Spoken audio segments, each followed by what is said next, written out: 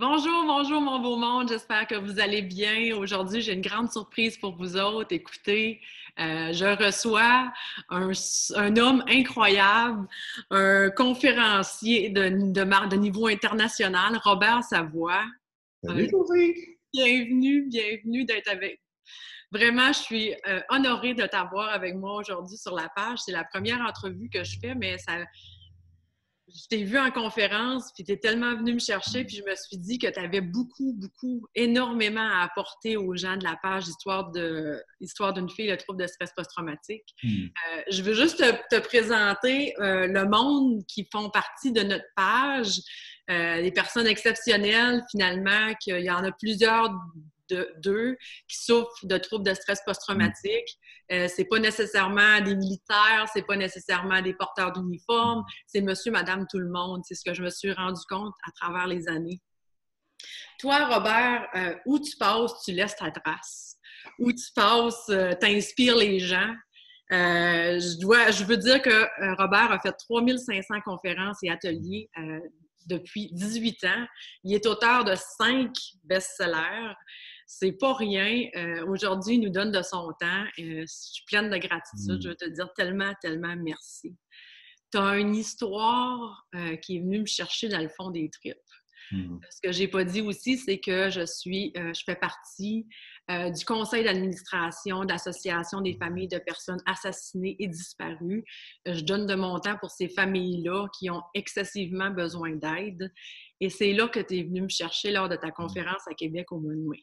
Puis je me suis dit, si Robert peut nous parler un peu, je sais que tu peux faire du bien aux gens.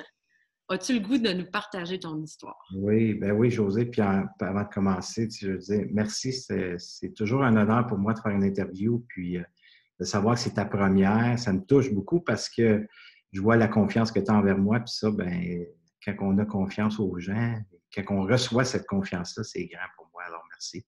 Merci, c'est un honneur d'être là. Puis si je peux apporter, contribuer à ta belle communauté de gens qui t'écoutent, ben, ça va me faire un énorme plaisir.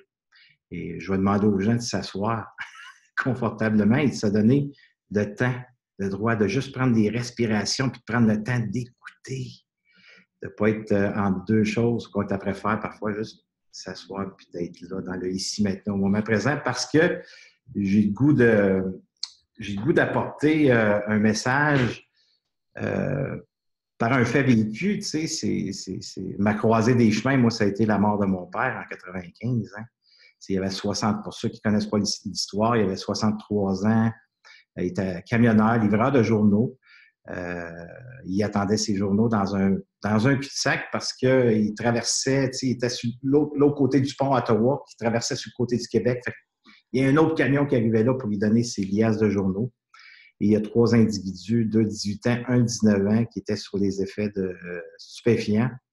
Et eux voulaient avoir une batterie de voiture pour leur voiture à eux pour aller se promener. Puis ils ont vu le camion à mon père. Alors, mon père est sorti de son camion, il s'est allé en arrière pour ouvrir ses portes pour montrer que le camionneur de journaux était pour arriver.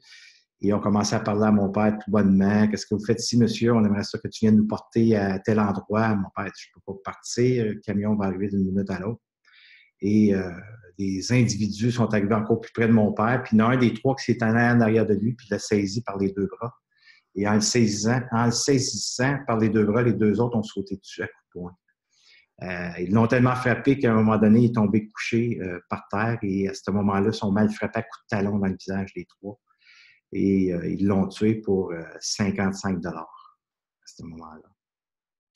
Alors, c'est sûr que moi, à l'époque, j'ai 28 ans et on doit comprendre que ce qui s'éveille à ce moment-là, c'est une mort tragique comme ça. On ne tue même pas un chien, José, de la façon qu'ils ont tué mon père.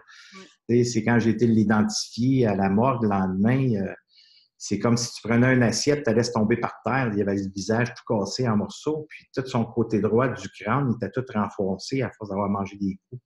Les yeux noirs comme un raccoon, tu sais, puis les lèvres enflées, craquées. Fait que quand tu vois ton père comme ça, tu sais, c'est la dernière image que j'ai eue de lui. Alors, c'est sûr que tout ce qui s'est éveillé en moi, c'est toute mon histoire de vie, c'est mon vécu qui s'éveille au moment présent. Et ce qui s'est éveillé, mais c'est toute la violence, dent pour dent, œil pour œil, parce que c'est ce que j'ai vécu dans mon enfance. Un père extraordinaire, un père qui aurait donné son cœur pour ses 5 enfants. On est 5 chez nous, 5 garçons. Mais mon père, il était violent. T'sais, on a eu un enseignement violent, ça marchait pas, c'était des cris, des coups de strap, coups de poing, des claques, regards écrasants, paroles fortes. Une autorité, un homme sensible, une sensibilité, mon père, incroyable, mais il s'aimait pas. Et on doit comprendre que sa mère est morte de lui à naissance. Fait que si on recule dans les années 1932, il n'y avait pas de césarienne, il pesait 14 livres. Alors, sa mère est morte de lui et son père a détesté son fils parce qu'il a tué sa femme. Alors, il n'y a pas eu de parents. Alors, lui, l'amour de soi, l'amour des parents, il n'en a pas reçu. Il a vécu ici et là dans des familles, de la famille, mais il a changé de place souvent. Alors, il a vécu ses expériences difficiles. Alors, la première fois que mon père me dit qu'il m'aimait, il avait 18 ans. Alors, j'en ai fait des culbutes de 0 à 18. Fait que tout ça pour comprendre, vous mettre un peu dans le contexte que qu'est-ce qui s'éveille à ce moment-là? Bien, c'est sûr qu'au moment présent, c'est tout son vécu à soi qui s'éveille. C'est toute son histoire de vie. Peu importe l'expérience que nous vivons aujourd'hui, c'est toujours des émotions de son histoire de vie. Alors, moi, c'est sûr que c'est dent pour dent, œil pour œil, la violence que je me suis fait moi-même justice, c'est ça, ça s'éveille et je veux juste tuer ces personnes-là. Et surtout en voyant mon père, la dernière image que j'ai eue de lui et à la cour préliminaire, j'ai même su les dernières paroles qu'il disait, parce qu'il y en a un des 3 qui a tout avoué.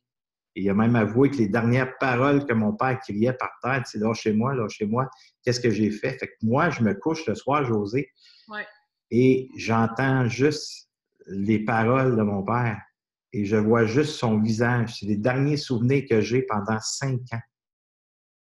Alors, à cette époque-là, j'ai 28 ans, comme j'ai mentionné, je ne prends aucun alcool, aucune drogue, parce que ça fait 5 ans que j'ai arrêté de consommer. Alors, je ne veux pas retourner dans cette place-là parce que je vais mourir.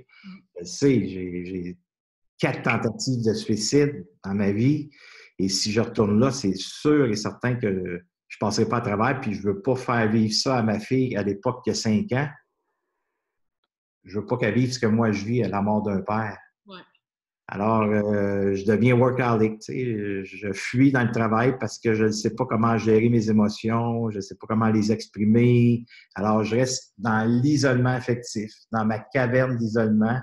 Et à ce moment-là, mais je transfère ça dans le travail. Fait que je travaille jour et nuit pour arriver à pas ressentir ce que je vis. Alors là, ben, j'ai besoin de me récompenser. Je ne sais pas si ça parle à certaines personnes, mais à un moment donné, tu sais, quand on fuit, on veut du plaisir. Hein? Alors, je me récompense dans le matériel. Fait que la grosse maison, les voitures et ainsi de suite. Et après un certain temps, ben, la conjointe que j'ai de l'époque, elle ne peut plus vivre cette absence-là de son conjoint, décide de me quitter. Alors là, je vis la mort de mon père qui n'est pas réglée. Ouais. J'ai une entreprise que je suis prêt à bâtir un empire parce que je travaille jour et nuit et là, je grossis le travail. En passant, j'ai eu le travail à mon père. Alors, moi, je l'ai amplifié, ce travail-là. Je l'ai grossi, cette entreprise. Et là, ma conjointe me quitte. Alors là, je vis un autre abandon, un autre rejet. Fait que là, j'ai frappé le fond du baril avec d'autres expériences que j'ai vécues au travail. Et il y a une journée, c'est toute la victime que je suis de victimite, hein, en sorte qui se développe davantage. Que je l'étais déjà, mais là, ça se développe davantage, ça prend plus position. Fait que là, c'est l'abandon, le rejet, la haine, la colère. Et je suis dans la douche chez nous, puis je me suis battu moi-même. Parce que j'ai tellement mal d'un trip, j'en veux tellement au monde entier. Et je suis même devenu un danger public avec la colère et la haine que je porte. Mm-hmm. Et là, ben, dans la douche, je me frappe, je me bats, je crie, je hurle ma vie. Et c'est là que, quand j'ai sorti de la douche, j'ai tombé couché au sol dans ma chambre, puis j'ai pleuré ma vie ce soir-là. Puis à la fin, je regardais au ciel, je disais, si toi t'existes, faites quoi, là? Parce que je suis plus capable de vivre ça, tu sais. Et croyez-le pas, le lendemain, je suis arrivé à un endroit où je travaille, un journal, et à cet endroit-là, il y a une personne qui s'appelle Ginette, j'ai la permission de donner son nom. Et elle, pendant 5 ans, Josée, elle ne me parle pas. Elle est timide, tu sais, une personne à sa place. Elle n'échange pas beaucoup. Un bonjour ici et là, de temps en temps. Mais ce matin-là, elle est venue me voir avec une certitude, une confiance inébranlable. Puis elle commence à me parler de cheminement personnel. Et voilà ton signe. Ouais. Et c'est là que j'ai commencé à faire du cheminement personnel. Et à ce moment-là, bien, j'ai commencé à faire des études en thérapie et ainsi de suite. Et ça m'a amené à comprendre que le pardon, la libération, c'était égoïste. On faisait ça pour soi. Parce que moi, j'avais la perception que, ben, si je pardonnais ou j'accordais mon pardon aux gens, c'était comme si je leur donnais raison d'avoir fait ça. Mm-hmm. Et tandis que de la façon que je l'ai compris à ce moment-là et aujourd'hui, ben, je l'enseigne le pardon parce que j'ai retourné aux études, j'ai approfondi en psychologie, en thérapie et surtout par les ateliers, les retraites que je fais. C'est sûr que c'est avec les gens assis en face de moi de 18 ans de métier que j'ai vraiment bâti mes ateliers de libération. C'est tellement simple, José, et comme j'enseigne aux gens, c'est que devenons parents de cette partie-là de soi qui est blessée. C'est qu'on a bâti une société à l'intérieur de soi et cette société, bien, c'est toutes les expériences qu'on a vécues. C'est toutes les émotions qu'on a refoulées, qu'on n'a pas été capable d'exprimer, qu'on n'a pas été capable de nommer. Et ça, mais veut pas, en restant dans l'isolement affectif, à un moment donné, on vit des expériences, des traumatismes crâniens, des traumatismes parce que c'est l'accumulation avec ces expériences-là qu'on vit qui est difficile. Alors, c'est de devenir parent. Moi, je suis devenu parent, j'appelle le petit bébé en moi. Le petit gars qui n'a pas été entendu, qui n'a pas eu de tendresse, qui n'a pas eu de regard aimant, qui n'a pas eu de douceur. Fait que moi, je lui en donne aujourd'hui quand je vis quelque chose qui est difficile. Alors, c'est comme ça que je viens à bout de m'accueillir, de me donner le droit d'exister dans qu'est-ce que je vis. Parce que dans la perception aussi, dans notre mental, c'est qu'on n'accepte pas selon les croyances que nous avons reçues, les croyances que nous défendons parfois. C'est des croyances erronées qu'on ne doit plus défendre, mais c'est ce qu'on connaît. Et c'est d'accepter ce qu'on n'accepte pas ici. Alors, c'est d'accepter cette partie-là de soi pour être capable de passer à l'acceptation et d'arriver à s'en libérer. Et ça a fait quoi dans mon parcours à moi? C'était une libération en exprimant les émotions, ce que je vivais, mettre des mots sur le MAUX, sur les malaises, mettre des mots là-dessus. Et ça m'a amené à une transformation incroyable. Et au début, tu sais, je disais, José, à tous les gens qui m'écoutent, je pardonne, mais je n'irai pas souper qu'eux autres. Oui, mais c'est ça, Robert. Toi, là, tu as pardonné à ces 3 assassins-là? J'ai pardonné aux 3 parce que j'ai compris que ces 3 personnes-là, ils étaient à l'intérieur de moi. Fait que pendant 5 ans, José, je me faisais des scénarios comment est-ce que ces personnes-là étaient pour mourir. Mm-hmm. Comment est-ce que ces gens-là étaient pour souffrir. Au début, là, mon scénario était bien facile, je les tirais. Là. Aussitôt que je sortais de prison, c'est sûr que c'est ça qui était pour arriver à ces personnes-là. Mais au fur et à mesure que j'ai avancé, la vengeance, la haine, la perception, l'imaginaire, ce que ça a fait, ça a créé des scénarios que non, je ne les tue pas, ces personnes-là, je vais leur rendre service. Et je me faisais des scénarios en voyant le visage à mon père, les dernières paroles qui criaient par terre. C'est ça qui revenait à chaque fois que je me couchais. Alors, les scénarios qui se faisaient suite à ça, ben, c'est que je ne les tuais pas et ils étaient pour mourir à petit feu. C'était cruel, là. Mais veux pas, quand tu portes cette haine-là, cette colère-là, qui a payé pour ça? Les gens autour de moi. Ouais. Veux pas, ma fille, elle a manqué son père parce qu'il était absent. Une séparation, les autres personnes qui vivent alentour de moi, c'est sûr que je n'avais pas grand ami parce que, écoute, j'étais une soupe au lait, tout de suite, je répondais sec. Parce que je portais ça, c'était pas libéré. Absolument. Alors, je devenais impatient, je n'étais pas trop patient. C'est pour ça que j'étais devenu même un danger public. Je prenais aucun alcool, aucune drogue, imagine-toi. Alors, pendant tout ce temps-là, j'ai vécu cette haine-là. Fait que c'est en regardant à l'intérieur de moi les émotions que j'avais refoulées. C'est pour ça que je dis que ces personnes-là étant à l'intérieur de moi. Alors, c'est d'avoir le regard sur soi. C'est d'avoir le miroir sur soi. Qu'est-ce que moi, ça m'a fait vivre, la mort de mon père? C'est quoi? La colère, la haine, la vengeance, l'exprimer, de verbaliser, de pleurer, d'être sensible à soi, d'être vulnérable à soi, et d'avoir un regard aimant à ces émotions-là. C'est là que la majorité des gens ont de la difficulté parce que c'est comme être faible, être vulnérable et sensible à soi. Non, non, c'est d'être fort. C'est d'être fort. Ouais. C'est sûr que c'est d'être accompagné, tu sais, par des experts qui peuvent nous aider à faire ce chemin-là. Alors moi, c'est ce que j'ai fait. Et aujourd'hui, j'ai compris que le pardon, ce n'est jamais terminé, peu importe l'expérience qu'on vit. Au début, j'ai pardonné, ça m'a fait du bien. C'était comme prendre mon sac à dos rempli de ressentiments, puis je remettais ça aux gens qui m'avaient fait souffrir. Tu sais, je me libérais, j'étais bien, je n'irais pas si bien qu'eux autres, puis je continue mon chemin. Mais j'ai compris que le pardon, il n'était jamais terminé. La même chose qu'atteindre son plein potentiel. Atteindre des sommets, là, tu sais, c'est la même affaire. À partir de ce moment-là, j'ai commencé à m'introduire de l'intérieur et de me propulser vers l'intérieur en libérant tout ce qui monte, qui n'est pas nécessaire, en étant sensible à cette partie-là, puis d'avoir un regard aimant envers ces choses-là qu'on n'accepte pas, qu'on n'aime pas de soi quand on est comme ça. Et c'est là que moi, j'ai un bout de m'en libérer. C'est ce que j'enseigne et ça fait en sorte que les gens se libèrent de ça. Et c'est que le pardon n'est jamais terminé. Parce qu'on pardonne ce qu'on est conscient. Tu sais, la pleine conscience, ouais. Pardonne de qu'est-ce que je suis conscient. Mais veux pas, on évolue dans la vie et il y a d'autres choses qui s'éveillent en soi. Dans l'intelligence émotionnelle, ça éveille suite aux expériences qu'on vit. Alors, je dois repardonner encore. Alors, moi, c'est sûr que je suis un choyé. Je suis toujours en retraite. Alors, à chaque fois que je suis en retraite, ben, je raconte mon histoire et j'amène les enseignements du pardon et je me pardonne à chaque fois. Je pardonne parce que je deviens sensible à moi. Je deviens vulnérable à cette expérience-là que j'ai vécue. Et ça l'a fait quoi, ça? Ben, ça l'a fait que j'en ai rencontré un en prison. Jamais j'aurais cru ça.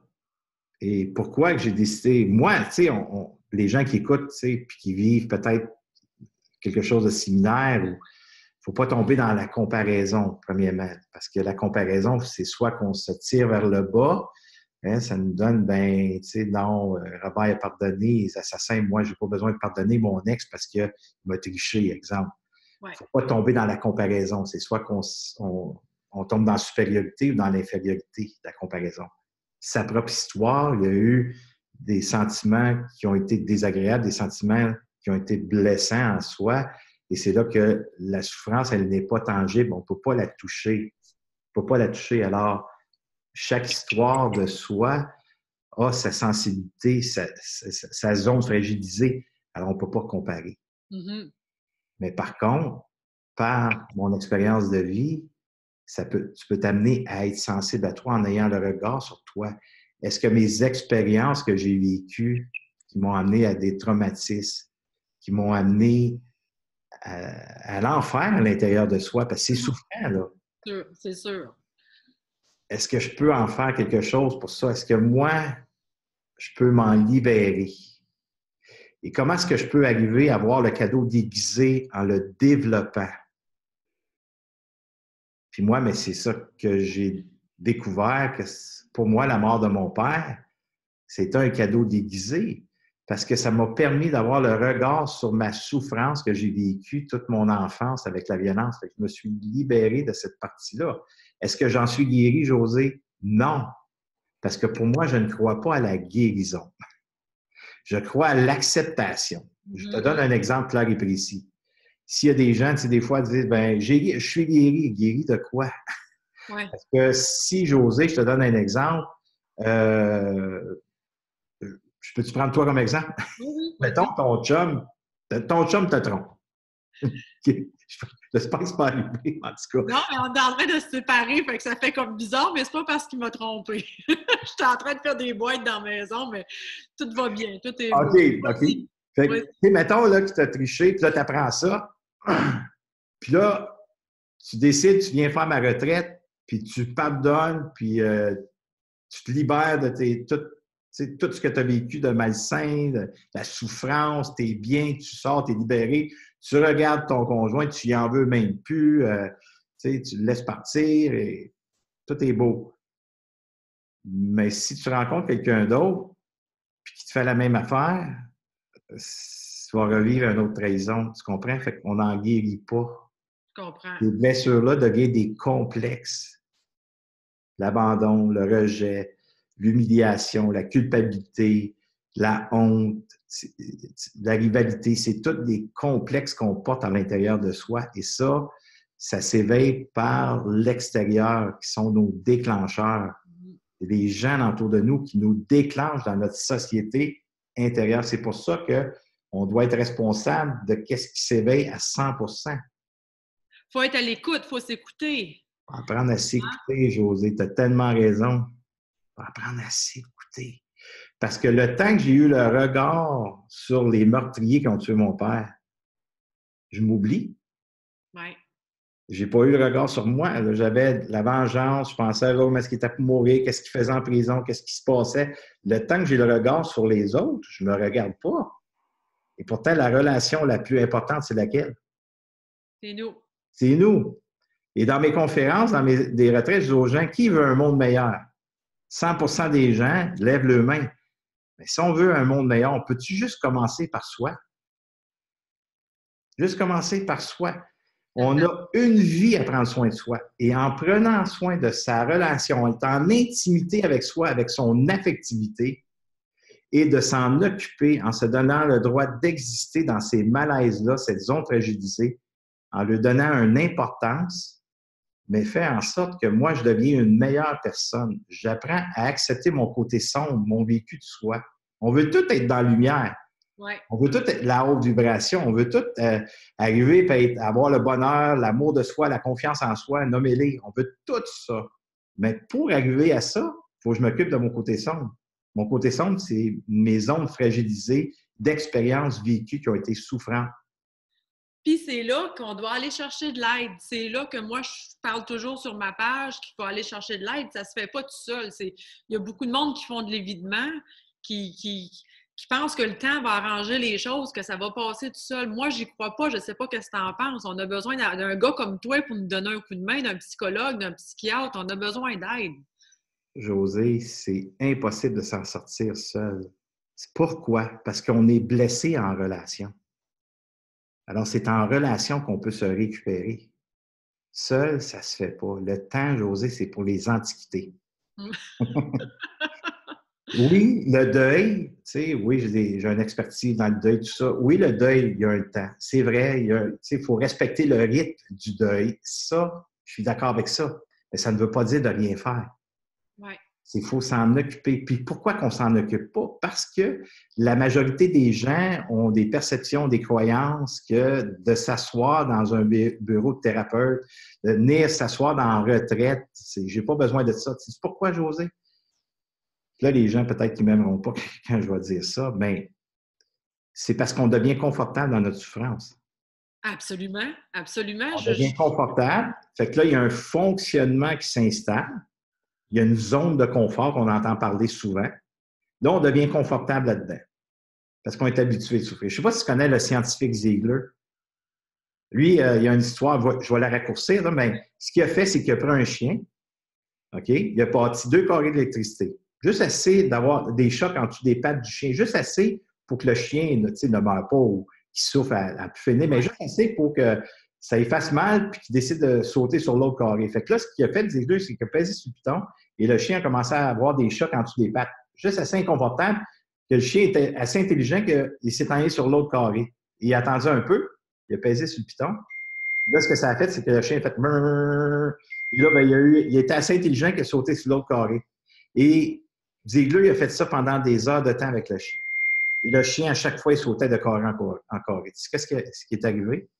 c'est qu'à un moment donné, le chien, à la fin, là, il était devenu confortable à recevoir des chocs en dessous de ses pattes. Il s'est couché sur le carré d'électricité. Alors, il était capable de prouver. J'étais-tu beau quand je faisais ça? Il était capable de prouver que l'être humain, on reste dans notre souffrance et on devient confortable. Je sais, peut-être que ça fait Robert, je ne veux pas entendre ça. Écoutez, la gang, mon but, c'est pas de te blesser, mais parfois, il faut entendre les vraies choses. Et si tu restes dans cette partie, puis je deviens touché quand je dis ça, tu sais. J'ai tellement le souci des gens. Reste pas tout seul. Reste pas seul. Tu sais, c'est quand on reste dans l'isolement, dans notre caverne, qu'on a construit, cette caverne-là, c'est souffrant. Et pour sortir de là, ben des fois, c'est juste de verbaliser, juste exprimer ce qui est là, de ressentir, sans compter toute l'histoire, juste à mettre des mots, ce qui est là. Mais là, ça va pas bien. Je me sens mal. Ça, là, écoutez, José, j'ai 12 charges d'assaut sur les agents de la paix. J'étais violent. J'étais pas plus fort qu'un autre, là. J'étais violent. J'étais le plus peureux qu'il n'y avait pas école. Et même dans les bars, j'étais le plus peureux qu'il n'y avait pas, mais cette peur-là se transformait en violence. Transformait ça en violence. Alors, c'est là qu'il a fait que quand je me suis arrêté, puis d'être sensible à moi, puis d'être vulnérable, bien, pour moi, j'ai découvert avec le temps que c'était une force. C'est sûr que les premières années, ça a été faible, tu pleures, été faible, tu es après à compter que tu vis des émotions. Bien oui, ça a pris du temps avant de défaire cette fausse croyance. Mais plus j'avançais, plus ça me faisait du bien. Et à raconter l'histoire à mon père, au début, j'allais même pas à l'école quand c'était le temps d'un exposé oral. José, j'avais tellement peur des jugements, de qu'est-ce que les autres étaient pour dire de moi, qu'est-ce que les autres étaient pour penser de moi. Je sais pas si ça parle aux gens. Mais bien souvent, pour aller s'asseoir dans un bureau de psychologue, psychiatre et d'aller à ces rendez-vous-là, ça demande un dépassement parce que tu vas être vu dans qu'est-ce que tu vis. Ben oui, tu vas être vu. Mais vois ça comme une autorité saine. Oui, absolument.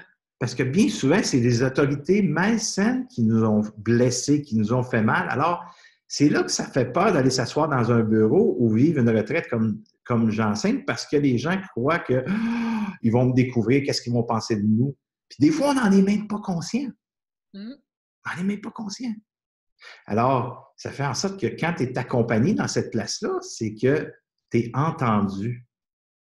Tu as le droit de t'exprimer, tu as une place sécurisante pour t'exprimer, sans compter ton histoire. Moi, de la façon dont j'enseigne, c'est mets des mots sur tes malaises. Okay. Mets des mots sur tes sentiments, tes blessures. Et les gens qui se libèrent sans compter leurs histoires, sans compter vraiment ce qui s'est passé. Parce que on va mettre ton intelligence émotionnelle. Ici, ton histoire, tu la connais. Mais ici, ça ne fait rien, ça n'a aucune émotion. Oui, ça peut te faire vivre des émotions. Mais par contre, ça, si tu viens de compter ton histoire, tu vas rester dans ta zone de confort. Alors, on va mettre des mots et on va ressentir ces malaises-là. Oui, qui est souffrant. Et c'est de souffrir pour un moment et non souffrir pour le restant de nos jours ou devenir confortable. Ça prend tellement de courage, mais tellement de courage pour... Moi, je me souviens qu'au début, quand je suis tombée malade puis qu'on m'a dit que j'étais atteinte de troubles de stress post-traumatique, c'était sévère, j'avais besoin de traitement, je me disais, elle ne sait même pas de quoi qu'elle parle, la psychologue. Moi, je suis juste fatiguée dans la vie. Je n'étais pas capable de l'accepter parce que je me sentais terriblement faible. J'étais chef d'équipe aux terroristes, j'avais 20 ans de police. Écoute, je renais une enquête de niveau international avec l'FBI. On allait là, j'étais carré comme ça. Puis là, il venait de me dire que je souffrais d'une maladie mentale. Puis je me souviens de m'en aller à un psychologue, même pas capable de conduire 7 kilomètres. J'étais complètement défaite, mais ça m'a pris une force inimaginable. Qu'est-ce que tu dis? C'est l'évitement, l'isolement. Tu sais, moi, je me suis isolée pendant 2 ans de temps parce que c'était bien plus facile de ne pas parler à personne. C'était bien plus facile de ne pas avoir le jugement du monde à la job. Là, dans 3 semaines, je vais aller faire une grosse conférence au quartier général de la GRC, puis là, je suis capable d'en parler. Mais ça m'a pris une force incroyable. Fait que les gens qui nous écoutent, c'est de donner le petit coup, tu sais, donner le petit coup, de dire, après mes thérapies, j'étais contente, je me disais, Colin, j'ai bien fait d'y aller, mais juste avant, je me disais, je veux qu'elle m'annule, j'espère qu'elle m'annule, j'espère qu'il y a une tempête de neige, j'espère qu'il y a quelque chose, je voulais pas y aller, pas être capable de confronter ça, tu sais de quoi je parle, hein, C'est tellement bonne, Josée, puis je veux te reconnaître parce que s'il y a quelqu'un qui est un exemple, c'est bien toi, surtout avec qu'est-ce que tu avais bâti, parce que veux pas, il y a des policiers qui viennent dans mes retraites parfois, puis tu sais, je jase avec eux autres, puis ils disent, Robert, c'est la prison, c'est nous autres au poste, bien souvent. Il ne faut pas se montrer sur nos vraies couleurs, dans le sens de se montrer comme ce qu'on vit, on ne peut pas, là. Ouais. Pas parce que c'est pareil d'être faible. Fait que toi, tu es arrivé à ça, je veux te reconnaître, d'être capable, tu es tellement un bel exemple, José. Tu sais, puis on le voit que tu l'as accepté parce que tu en parles aujourd'hui, puis tu en fais des conférences pour aider les gens. Écoute, Oui. extraordinaire, mais est-ce que tu vois le beau cadeau déguisé dans ça? Par ton expérience, combien de personnes que tu aides? C'est là qu'on doit voir le cadeau déguisé. C'est comme que je dis toujours en conférence, si tu m'avais dit il y a un an, il n'y a rien qui arrive pour rien, je t'aurais dit, va, tu sais, va où ce que je pense, tu sais. Mais là, aujourd'hui, je me rends compte qu'avec mes conférences, avec mon blog, j'aide plus de monde que quand j'avais des barres jaunes sur le bord des jambes. Tu comprends? Quand j'étais enquêteur, quand j'étais policière. Fait que je reçois des petits messages pour me dire, une madame qui m'a écrit pour me dire, écoute, moi, cette nuit, j'avais décidé d'en finir, mais là, je regarde tes vidéos, puis j'ai décidé de continuer. Hey, c'est pas le. Imagine comment ça donne, ça, tu sais. Je me dis, tabarnouche. Fait que, oui, il n'y a rien qui arrive pour rien dans la vie, puis il y a du monde qui C'est sûr, peut-être qu'il y a des gens qui écoutent José présentement et disent, mais faites le premier. Tu sais, quand vous regardez le gros plan, tu sais, de toute votre expérience que vous avez vécue, puis oui, peut-être que vous dites, oh, ben, toi, c'est pas ça que. Je peux comprendre, d'une certaine façon. Mais si tu regardes tout le big picture, c'est là que ça fait peur. Faites une action. Une. La première, c'est quoi? C'est de prendre le téléphone et appeler. Prendre un rendez-vous. Ôtez-vous de là, là. Quand vous tombez dans la perception, ôtez-vous de là. C'est la meilleure chose que vous avez faite de prendre un rendez-vous. Faites au moins cette action-là. Et si vous allez, puis ça ne fonctionne pas, mettons que vous allez voir un psychologue, un thérapeute, venez me voir en thérapie, mettons, puis c'est pas bon, ça ne marche pas. Arrêtez pas là. Allez voir quelqu'un d'autre que ça va faire en sorte que ça va coller et cette personne-là va faire qu'elle va pouvoir vous aider à vous libérer de ces traumatismes-là parce que vous allez vivre ça le restant de vos jours et vous allez vous empêcher de vous donner accès à une richesse à l'intérieur de vous. Et oui, vous allez découvrir des choses qui sont désagréables, mais le temps que vous allez vous donner, accorder, d'exister à cette place-là et vous en libérer, vous allez aller à cette haute vibration, cette énergie, je ne sais pas comment vous l'appelez, mais cette puissance qu'on a dans soi, elle est présente. Mais je dois m'en libérer pour avoir cette connexion-là. Tu sais, José, quand je suis arrivé en prison pour aller pardonner l'assassin, on n'est pas obligé de faire ce que j'ai fait. Puis c'est pas ça que j'enseigne. Oui, je l'enseigne, mais moi, je voulais aller plus loin. Je voulais voir où est-ce que j'en étais rendu avec mon pardon de soi. Et quand je suis arrivé en prison, j'avais même acheté une chaîne puis une croix. Tu sais, puis j'étais couché le soir, José, puis je me disais, mais t'es malade? Tu sais, désolé mon langage, mais t'es fucké, Robert Savoie. Oui. Pourquoi? Parce que moi, toute ma vie, c'était comme dent pour dent, œil pour œil, puis mes 4 frères, qu'est-ce qu'ils vont penser que j'y achète une chaîne puis une croix? Ils vont dire que t'es malade. Tu sais, du jugement que les autres. J'ai pas écouté ça. C'est sûr que c'était gros comme ça ici, mais dans ma petite voix, ça disait oui, fais-le. Puis je l'ai fait. Puis quand je suis arrivé en prison, c'est certain que j'ai pas dit hey, merci d'avoir tué mon père. Là, tu sais. J'ai nommé, j'ai dit ce que ça avait fait et tout ça. Et à la fin, j'ai sorti ce petit boîtier-là, puis je l'ai poussé sur la table, puis il a regardé ça. Puis là, à un moment donné, il l'a pris. Et quand il l'a ouvert, il a éclaté en sanglots. Puis je suis convaincu qu'il ne s'est pas dit hey, yes, on va pouvoir m'acheter de la drogue, puis ou tu sais, des stupéfiants avec ça, on va pouvoir vendre ça. Non, je pense que quand il a vu, départageons des religions, je ne parle pas de religion, mais quand il a vu la croix, je pense que ça l'a éveillé dans sa foi à lui. Et c'était tellement fort qu'il a éclaté. Et il s'est levé debout. Et j'ai compris là, ce qu'il voulait. Je me suis levé debout et je l'ai rencontré. Je l'ai pris dans mes bras. Là. Il a tué mon père, là. autant que je voulais le tuer, je l'aurais. C'est ça que ça fait, le pardon. Puis oui, les gens qui sont là, qui écoutent présentement, t'es malade, je suis pas rendu là. C'est pas d'être rendu là. Ça peut peut-être vous démontrer où est-ce que vous en êtes dans le côté affectif aujourd'hui. Si pour vous, c'est impossible, c'est parce qu'en quelque part, il y a des choses dans votre société à libérer. Et je vous demande pas de faire ce que j'ai fait, c'est pas ça. Vous n'avez pas besoin de le faire.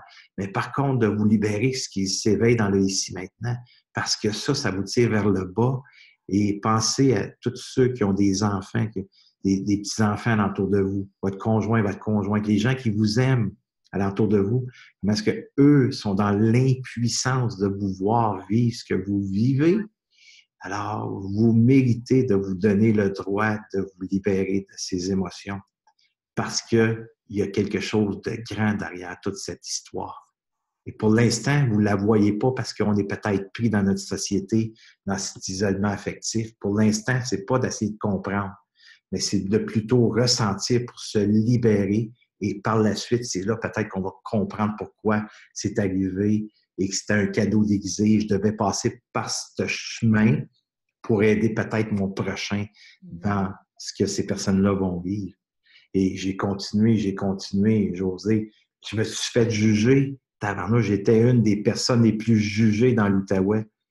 Pourtant, quel plus beau geste d'amour inconditionnel. Mon frère Raymond, il est mort à 42 ans, lui, un sportif dans l'âme, son poids santé, aucune raison de faire un infarctus, mais le foyer de la colère puis de la haine, c'est le cœur.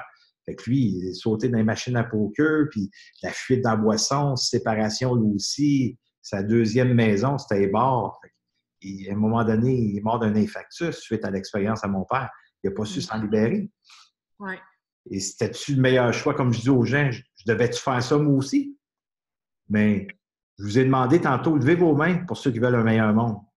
On veut tout un meilleur monde, mais quand ça vient le temps de se regarder, prendre soin de soi, attends une minute, là. C'est toi qui dois, c'est l'autre qui doit changer.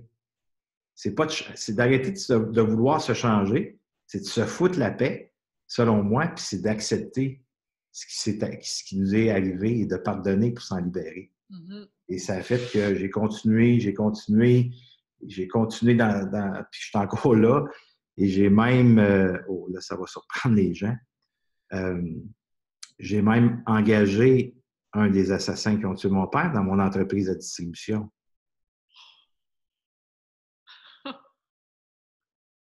Aïe, aïe. Et à chaque fois que, tu sais, là, il est plus, tu sais, j'ai plus l'accompagner, je m'en suis départi, mais à chaque fois que je venais pour peser sur le clavier pour lui envoyer son revenu, je disais à ma femme, viens mettre les mains sur mes épaules. Je vais payer celui qui a tué mon père. Et à chaque fois, j'éclate en sanglots comme un enfant.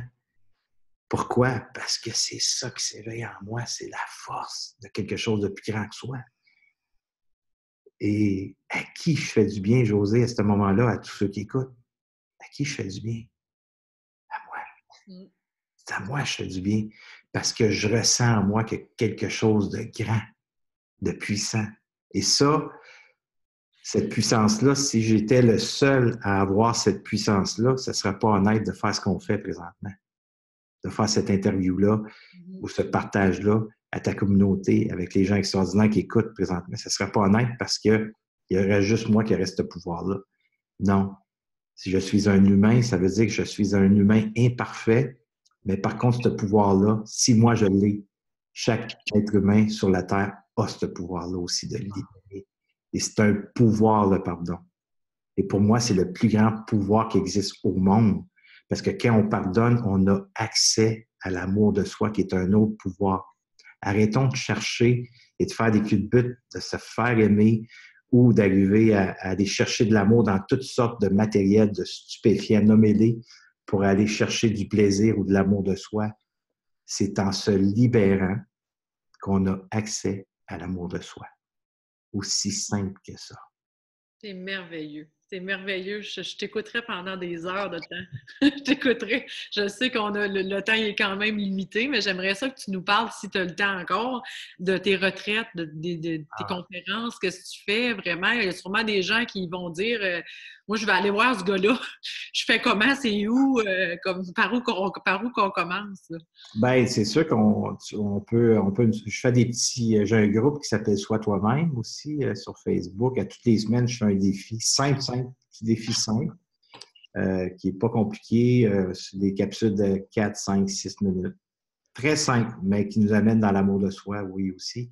Et aussi, ben, c'est sûr que mes retraites, c'est la clé, là. C'est très respectueux. Premièrement, il n'y a rien qui est dévoilé, soit non. C'est l'anonymat de toute personne qui vient de vivre les retraites. Et tu t'en vas pas en avant et dire, ben, je m'appelle Robert, voici ce que j'ai vécu. Non, tu n'as pas besoin de faire ça parce qu'on ne veut pas amener les gens dans le malaise. Mais oui, par contre, on demande aux gens de verbaliser, exprimer. Tu sais, j'ai des thérapeutes sur place. Ils peuvent faire du 1 à 1. C'est le pardon. Ma force, c'est la libération. J'ai développé une expertise dans mes 18 ans. Comme j'ai mentionné, oui, j'ai fait des études, mais c'est plutôt avec les gens qui étaient assis en face de moi que j'ai bâti mes ateliers. Ce qu'on vit dans mes retraites, mais c'est sûr qu'on ne peut pas vivre ça ailleurs parce que j'ai bâti mes propres ateliers. Et c'est très libérateur. Pourquoi, José? Parce que j'ai marché le chemin. Oui. Je ne suis pas parvenu à un homme parfait mais je suis un humain avec les 2 pieds bien au sol et par mon authenticité, ma vérité, mon accès à moi, j'amène les gens à se libérer d'une place que les gens ils disent ça se peut pas que je puisse me libérer, ça se peut pas que je puisse pardonner ou me pardonner. À la fin de compte, les gens à la fin, ils s'aperçoivent que le plus grand pardon qu'ils doivent accorder, c'est à eux-mêmes. Et c'est là que j'amène les gens à se pardonner soi-même à la fin. Et ça se fait, c'est une période de 3 jours. Et ce qu'on peut le faire dans 3 jours, ben, comme je te dis, j'ai marché le chemin, je l'ai parcouru, cette place-là. Oui, il y a des pardons qui peuvent se faire dans 3 jours. Et parfois 40 ans, 30 ans, 20 ans, 10 ans, peut-être 1 an d'accumulation. Et dans ce week-end-là, on pardonne. Parce que le linéaire n'existe pas. Tu sais, je te donne un exemple clair et précis. Quand j'étais en prison, il y avait une psychologue qui était là, une dame renommée, une psychologue qui faisait qui suivait les gens, tout ça, dans le milieu du pardon et tout ça. Et il y avait 2 avocates et les 3, à la fin, sont regroupés ensemble. Puis les 3 ensemble étaient d'accord toutes les années et les années d'études qu'ils ont faites en psychologie, nommées à l'université pour se rendre avocate ou psychologue. Dans 4 heures, ils venaient de dépasser tout ça. Alors, quand on se donne accès à son affectivité, à soi, le temps n'existe plus, ce qu'on peut libérer. Et c'est important de s'arrêter, surtout dans le monde virtuel d'aujourd'hui. Tant mieux, parce qu'on s'en sert aujourd'hui peut-être de toucher des gens à travers le monde, Oui. Hein, dans la francophonie mondiale. Il y a des gens qui vont l'écouter, parce que c'est sûr, mais c'est pas tout le monde qui s'en sert de la bonne façon. Il y en a beaucoup qui s'en servent pour fuir. Et on a plus de communication qu'on n'a jamais eu dans notre vie. Il y a plus de façons qu'on peut s'aider comme on n'a jamais eu dans notre vie. Mais par contre, on ne sait pas trop s'en servir parce que les gens restent beaucoup dans la zone qui est cette zone fragilisée, dans cette caverne de souffrance pour ne pas aller voir ce qui est là. Alors, les gens sont de plus en plus seuls parce Absolument. qu'on n'a plus de temps. On se texte, on s'envoie des messages, mais prendre le temps comme on fait, là, José, les gens ont de moins en moins de temps pour ça. Et pourtant, on veut tous la haute vibration, on veut tous cette énergie puissante, on veut tout être dans l'amour de soi. On veut donner, on veut recevoir, mais quand vient le temps de se donner, ce privilège de se choisir, de se donner cette importance, les gens, en majorité, je ne parle pas de nous, là, je parle de ceux qui ne nous écoutent pas, bien sûr, ces gens-là ne s'arrêtent pas. Ils attendent d'arriver des traumatismes parfois souffrants pour arriver à s'en libérer. Alors, ce que je fais, c'est très simple, mais c'est très libérateur et ça ramène les gens dans l'amour de soi et la confiance en soi. Et oui, je fais des conférences milieu d'entreprise aussi. C'est une autre expertise que j'ai développée avec le temps. Et tu voyages partout.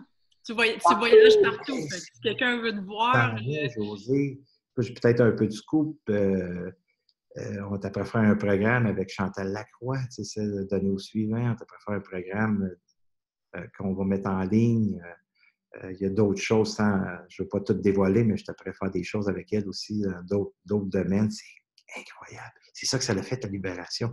Jamais j'aurais cru ça. Et je vais en France, en Europe.